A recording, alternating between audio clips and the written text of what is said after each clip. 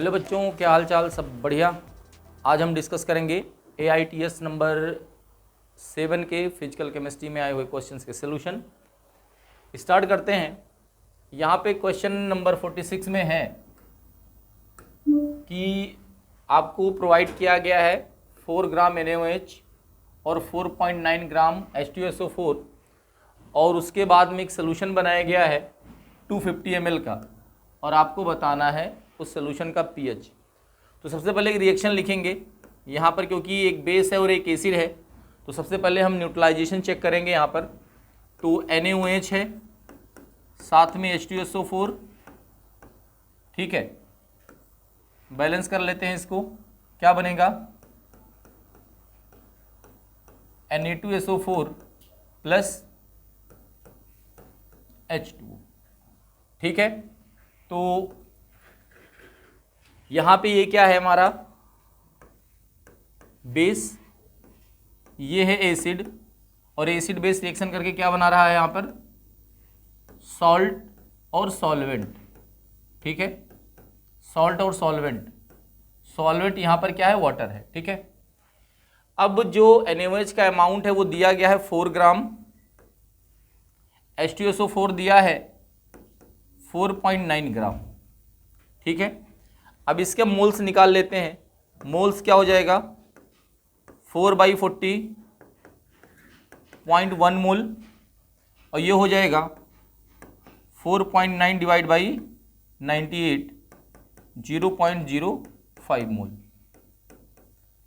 बात समझ में आ गया।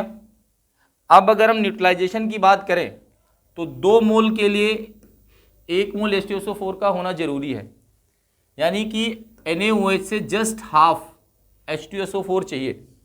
अगर हम यहाँ पे देखें तो बिल्कुल सेम स्टोइचियोमेट्री फॉलो हो रहा है, यानी यहाँ पर हुआ क्या है, यहाँ पर हुआ है कंप्लीट न्यूट्रलाइजेशन।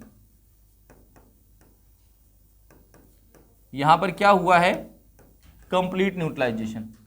अगर हम नेचर ऑफ एसिड और बेस की बात करें तो ये स्ट्रॉन्ग बेस है और ये स्ट्रॉन्ग एसिड। तो कंप्लीट न्यूट्रलाइजेशन होने के बाद में जो pH आएगा वो क्या आएगा 7, ठीक है। Next question. नेक्स्ट क्वेश्चन है what is the hydronium ion concentration of 0.25 m HA solution जिसका Ka का वैल्यू है 4 × 10⁻⁸। तो एक कोई एसिड HA है, अगर ये डिसोसिएट करता है तो क्या मिलेगा H+ और A-, ठीक है। यहां पर इनिशियल कंसंट्रेशन दिया हुआ है 0.25 मोलर, इसका कितना होगा इनिशियल 0। आफ्टर टाइम T कुछ समय बाद क्या हो जाएगा, इसमें से X कम होगा तो ये बनेगा कितना X और X, ठीक है। अब अगर हम इसके लिए Ka की वैल्यू लिखें तो क्या लिखेंगे H आयन का कंसंट्रेशन डिवाइड इनटू A- का कंसंट्रेशन डिवाइड बाई Ha का कंसंट्रेशन, ठीक है। अब H आयन का कंसंट्रेशन यहां पर X है, A आयन का कंसंट्रेशन यहां पर X है, और Ha का कंसंट्रेशन इक्विलिब्रियम पर 0.25 - X है। ये बात समझ में आ गया, ठीक है। अब एक बात हमें समझना है कि ये जो एसिड है वो वीक एसिड है, तो 0.25 - X ऑलमोस्ट क्या मान सकते हैं इसको 0.25, ठीक है। तो क्या बन जाएगा यहां पर Ka = X² डिवाइड बाई 0.25। तो X² क्या हो जाएगा, Ka की वैल्यू गिवन है 4 × 10⁻⁸ × 0.25। अब इसी को सॉल्व कर लें, 4 × 10⁻⁸, इसको क्या लिख सकते हैं 25/100। ये क्या हो जाएगा 25 कैंसिल हो गया, क्या मिला 10⁻⁸। तो एक्स स्क्वायर इक्वल्स टू 10⁻⁻8। तो एक्स की वैल्यू क्या हो जाएगी यहाँ पर 10⁻⁻4। ठीक है जी। और जो एक्स की वैल्यू है वही क्या होगा एच आयन का कंसंट्रेशन, और जो एच आयन का कंसंट्रेशन होगा वही क्या होगा हाइड्रोनियम आयन का कंसंट्रेशन, क्योंकि एच आयन का कंसंट्रेशन इक्वल्स टू हमने बताया था आपको एक्वस सोल्यूशन में क्या होता है हाइड्रोनियम आयन का कंसंट्रेशन के बराबर होता है। तो जो वैल्यू आई है एक्स कितना है 10⁻⁻4। तो यहां पर आंसर हो जाएगा हमारा फर्स्ट। ठीक है, नेक्स्ट क्वेश्चन देखते हैं। नेक्स्ट क्वेश्चन में है in the neutralization process H3PO4 and NaOH। ठीक है, the number of buffers form, कितने बफर बनेंगे। तो H3PO4 सबसे पहले 1 मोल NaOH से रिएक्शन करेगा। ठीक है, इसका एन फैक्टर कितना होता है 3, और इसका एन फैक्टर कितना होता है एन फैक्टर इसका होता है 1।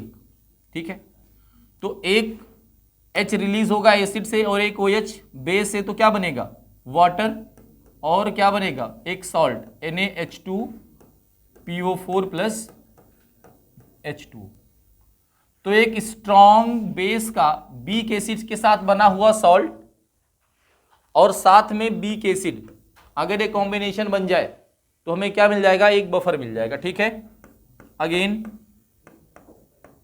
NaH2PO4 और साथ में क्या है NaOH। ये भाई साहब एक H और दे सकते हैं, तो क्या बन जाएगा Na2HPO4 और फिर H2O। फिर यहां पे एक सॉल्ट बना है स्ट्रॉन्ग बेस का बीक एसिड के साथ में। अभी Na2HPO4 के पास एक और रिप्लेसेबल NaOH, एक रिप्लेसेबल H है जो कि NaOH से रिएक्शन करके क्या बना सकता है एक सॉल्ट। ठीक है जी, तो ये जो सॉल्ट बना है अगेन स्ट्रॉन्ग बेस और बीक एसिड से है, तो यहां पर कुल कितने बफर आपको मिलने वाले हैं कुल 3 बफर मिलने वाले हैं। ये सॉल्ट हो गए और ये उनका एसिड हो गया। ठीक है, नेक्स्ट। तो इस क्वेश्चन में है कि in which of the following case the solution of AgCl is unsaturated. तो अनसैचुरेशन के लिए क्या है, अनसैचुरेशन के लिए KSP की जो वैल्यू होती है, KSP की जो वैल्यू होती है वो KIP से ज़्यादा होती है। और इस केस को क्या बोलते हैं हम, इस केस को बोलते हैं कि यहाँ पर अनसैचुरेशन होगा। क्या होगा अनसैचुरेशन होगा, यानी इसमें और भी हम सॉल्यूट के अमाउंट डिसॉल्व कर सकते हैं। तो आप देखेंगे तो यहाँ पे फर्स्ट मिल रहा है जहां पर क्या है KSP is greater than KIP है। ठीक है, नेक्स्ट देखते हैं क्वेश्चन।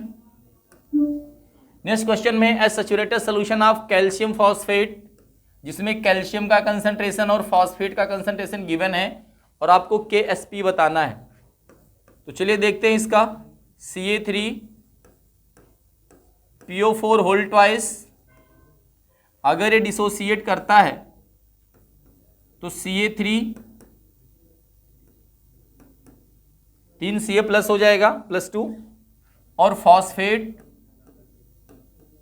+3 के 2 हो जाएंगे। ठीक है, अब यहां पे कैल्शियम का जो कंसंट्रेशन है वो दिया है 2 × 10⁻⁻8 और फॉस्फेट का कंसंट्रेशन दिया है 1 × 10⁻⁻5। ठीक है, और आपको बताना है KSP। तो KSP क्या रिलेशन बनेगा Ca +2 का होल 3 और फॉस्फेट -3 का होल स्क्वायर। ठीक है, वैल्यू रखते हैं 2 × 10⁻⁻8 होल स्क्वायर, कैल्शियम है ना तो 3 हो गया, और फॉस्फेट है तो 1.6 × 10⁻⁻5 स्क्वायर हो गया। ठीक है ना, ये कितना हो जाएगा जी 8 × 24, और ये हो जाएगा ये हो जाएगा 2.56 इंटू 10⁻⁻10। ठीक है, अब इसी को हम सॉल्व कर लेंगे।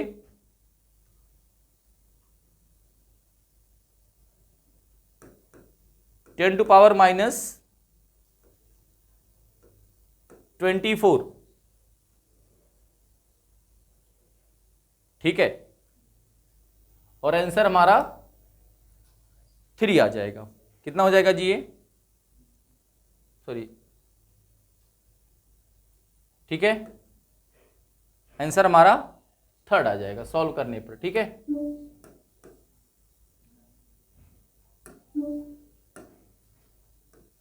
(2.08 इंटू 10⁻33). क्लियर है। नेक्स्ट क्वेश्चन देखते हैं। नेक्स्ट क्वेश्चन में है which of following is most soluble in water. तो सॉल्युबिलिटी देखने के लिए हमें चेक करना होता है केएसपी वैल्यू। इसकी केएसपी 10⁻13, 39, 16, -38 और -18। तो जिसका केएसपी वैल्यू सबसे ज्यादा होगा, जिसका केएसपी वैल्यू सबसे ज्यादा होगा वो सबसे ज्यादा सॉल्युबल होगा। ठीक है, नेक्स्ट क्वेश्चन में silver ions are added to a solution with Br ion equals to Cl ion equals to carbonate ion equals to arsenate ion, और सबका कंसंट्रेशन कितना दिया है, 0.1 मोलर। ठीक है, अब यहां पे 4 ऑप्शन है और चारों के केएसपी की वैल्यू दी गई है। ठीक है जी, AgBr में केएसपी, AgCl की केएसपी, सिल्वर कार्बोनेट की केएसपी और यहां पर केएसपी। अब इस केएसपी की हेल्प से हम क्या करेंगे, सिल्वर आयन का कंसंट्रेशन निकालेंगे जिसका वैल्यू क्या होना चाहिए, लोएस्ट होना चाहिए। ठीक है, और जिसकी वैल्यू लोएस्ट आएगी वही हमारा क्या बनेगा, आंसर बनेगा। ठीक है जी, तो यहां पे इक्वेशन बनाते हैं। सबसे पहले AgBr डिसोसिएट कर लीजिए इसको, Ag प्लस और Br माइनस में। ठीक है, और इसके लिए केएसपी की वैल्यू लिखिए, क्या बनेगा, Ag आयन का कंसंट्रेशन और फिर Br आयन का कंसंट्रेशन। ओके, हमें क्या चेक करना है कि मिनिमम Ag आयन का कंसंट्रेशन कहां पर है। ठीक है, तो ये क्या बन जाएगा, KSP divide by Br minus ion का कंसंट्रेशन। ठीक है, तो पहले केस में अगर हम देखें, फर्स्ट केस ही चल रहा है, ये AgBr का फर्स्ट केस चल रहा है। ठीक है जी, तो यहां पर वैल्यूज हमें रखना है, Ag प्लस KSP की वैल्यू कितनी है, 5 इंटू 10⁻⁻13, और Br आयन का कंसंट्रेशन देखिए, Br आयन का कंसंट्रेशन, Cl आयन का कंसंट्रेशन, कार्बोनेट और आर्सेनेट आयन का कंसंट्रेशन कितना है, 0.1 m। तो कितना हो गया जी ये, 0.1, क्या हो जाएगा, 5 इंटू 10⁻⁻12। ऐसे ही हम दूसरा भी सॉल्व कर सकते हैं, सेकेंड वाले में Ag आयन का कंसंट्रेशन किसके बराबर हो जाएगा, KSP divide by Cl ion का कंसंट्रेशन, और यहां पे KSP कितना है, 1.8 इंटू 10⁻⁻10 डिवाइड बाई 0.1, कितना हो जाएगा जी, 1.8 इंटू 10⁻⁻9। ठीक है, तो इस तरीके से हम बाकी सारे चेक कर लेंगे, और चेक करने से पता चलेगा कि जो सबसे कम वैल्यू आ रही है 10⁻⁻12 जो वैल्यू आ रही है वो किस केस में आएगा, पहले केस में आएगा। ठीक है ना, ऐसे दोनों को भी सॉल्व कर लेंगे। ठीक है जी, तो दोनों को जब बाकी दोनों को सॉल्व करेंगे तो जो सबसे मिनिमम वैल्यू आएगी AgInQ किस में आएगी, पहले के केस में, तो आंसर हमारा फर्स्ट बन जाएगा। नेक्स्ट देखते हैं। नेक्स्ट क्वेश्चन में है the number of H ion present in 250 ml of lemon juice of pH 3। pH यहां पर 3 दिया हुआ है और आपको नंबर ऑफ आयंस बताने हैं। ठीक है जी, pH 3 है और बताना क्या है, नंबर ऑफ आयंस। तो pH 3 का मतलब क्या हो गया, pH 3 का मतलब हो गया H कितना होगा 10⁻⁻3। ठीक है जी, H आयन का कंसंट्रेशन कितना हो गया 10⁻⁻3। ये मोलर कंसंट्रेशन है, मतलब मोल पर लीटर दिया है, ये क्या है मोल पर लीटर। लेकिन यहां पे पूछा कितना गया है कि 250 ml में। तो ये जो आयन है ये कितने में प्रेजेंट है, प्रेजेंट इन 1000 ml, 1 लीटर में। बात समझ में आया ना, तो आप इसको ऐसे समझ सकते हो कि 1000 ml अगर आपके पास लेमन सोल्यूशन है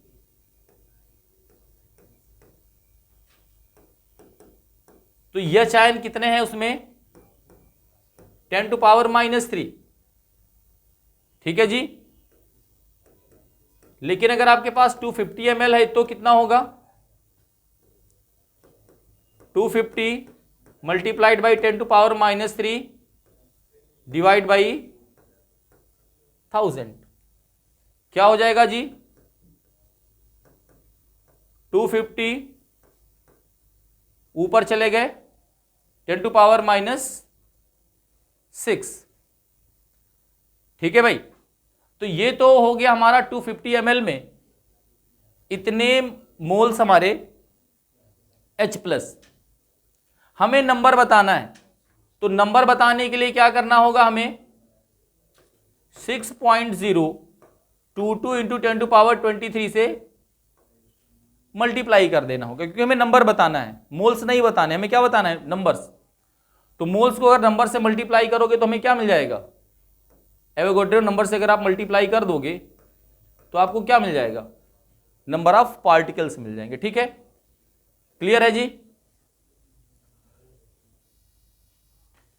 फिर आंसर हमारा कितना हो जाएगा, सॉल्व करने के बाद 1.506 इंटू 10⁻20। क्लियर है, ये बात समझ में आ गया। तो यहां पे आंसर क्या हो जाएगा इसका, थर्ड। आगे बढ़ते हैं। What is the pH value of 1m H2SO4। अब अगर हम H2SO4 की बात करें तो H2SO4 डिसोसिएट जब होता है तो 2H+ देता है और सल्फेट आयन देता है। ठीक है, कंसंट्रेशन इसका कितना है 1m, तो ये कितना मिल जाएगा हमें 2m, यानी जो H आयन का कंसंट्रेशन है वो कितना है यहां पर 2 मोलर। ठीक है, तो हमें निकालना है pH। pH इक्वल्स टू क्या होता है -log H+,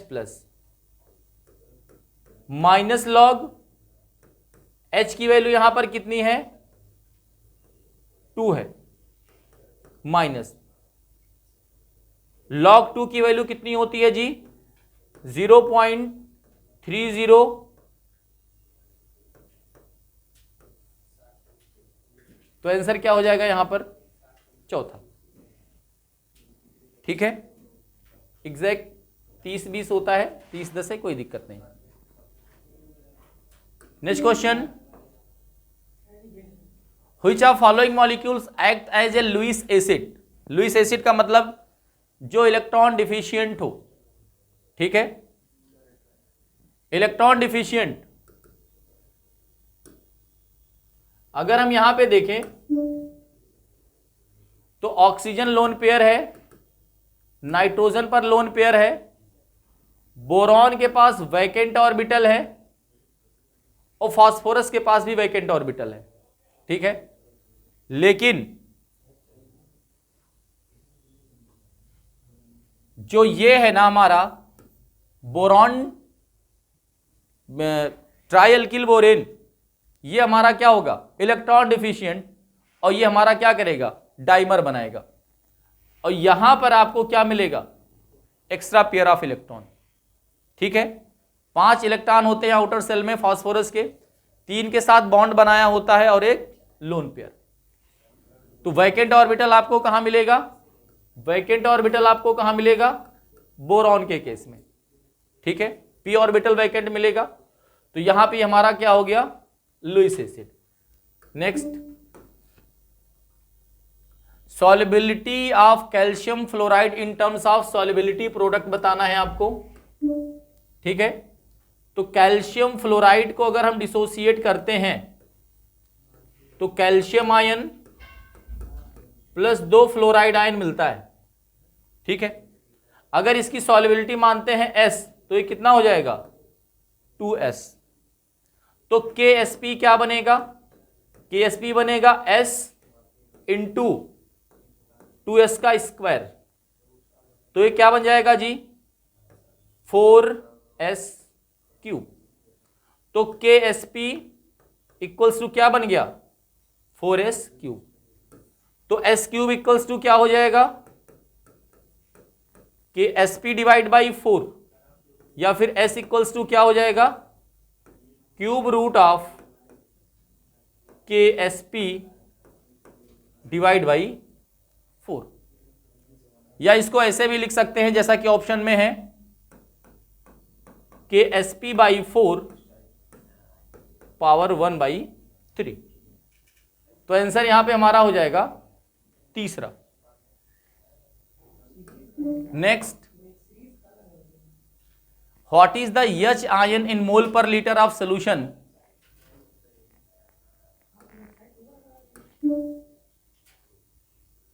that is 0.2 m in sodium acetate और 0.1 m इन एसिटिक एसिड।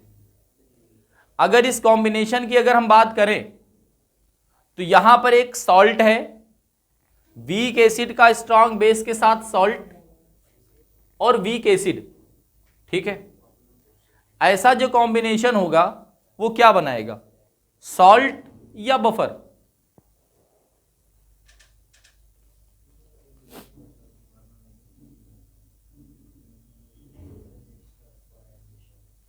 ऐसा जो कॉम्बिनेशन होगा वो बनाएगा बफर। ठीक है, कैसा बफर बनाएगा, एसिडिक बफर। और एसिडिक बफर के लिए अगर हमें पीएच निकालना होता है तो हम क्या लिखते हैं, pH equals to pK plus log salt divide by acid का कंसंट्रेशन। ठीक है, अब हमें यहां पर Ka की वैल्यू लिखा गया है, तो Ka की वैल्यू है, हमें क्या करना होगा, इसको pKa में कन्वर्ट करना होगा। ठीक है, तो इसको अलग से pK में पहले कन्वर्ट कर लें। तो pK इक्वल्स टू क्या हो जाएगा, minus log Ka। Minus log Ka की वैल्यू कितनी है, 1.8 इंटू 10 टू पावर -5। ठीक है जी, कैसे कर सकते हैं इसको, 5 माइनस लॉग 1.8। इसको सॉल्व करने का हमने एक तरीका आपको बताया था। ठीक है जी, एक तरीका हमने बताया था, वहां से आप log 1.8 की वैल्यू निकाल सकते हो।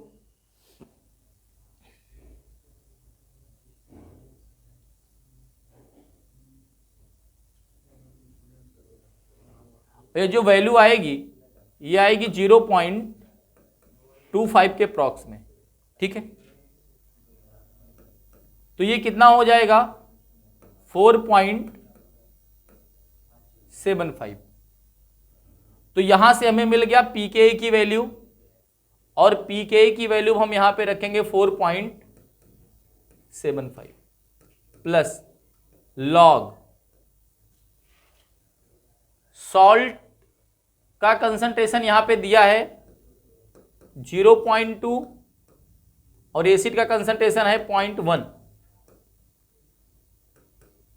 तो 4.75 प्लस ये हो गया log टू की वैल्यू 0.30, तो ये अपन को मिल जाएगा 5.05।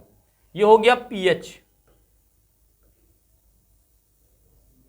ठीक है, अब इसका हमें लेना है एंटीलॉग, और एंटीलॉग भी निकालने का हमने तरीका बताया था कि जो ये पॉजिटिव क्वांटिटी है डेसिमल से लेफ्ट में है उसको क्या करना है, उसको 10 टू पावर -10 में, मतलब 10 के पावर में क्या करना है, एक बढ़ा के लिखना है, यानी 5 को कर देना है 6। ठीक है, और दूसरे वाले को क्या करना है, उसको 1 में से माइनस कर देना है, तो ये कितना हो जाएगा, ये हो जाएगा हमारा 10 to power 0.95 into 10 to power -6। ये हमने आपको बताया था, और हमने एक टेबल भी बनाया था,